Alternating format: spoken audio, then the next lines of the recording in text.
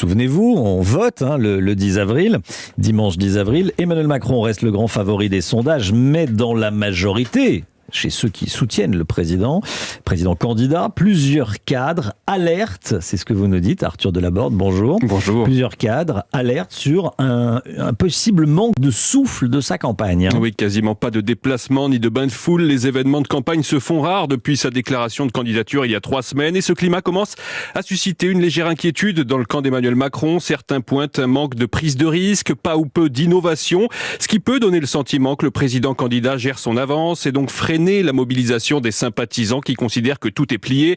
D'autant que dans les sondages, ce qu'on appelle l'effet drapeau, ce phénomène de renforcement du président sortant lié à la guerre en Ukraine, a tendance à se dissiper. Si Emmanuel Macron garde une avance confortable, plusieurs membres de la majorité se méfient surtout de Marine Le Pen, dont la cote ne cesse de monter. La candidate du Rassemblement national semble distancer largement ses rivaux pour le second tour.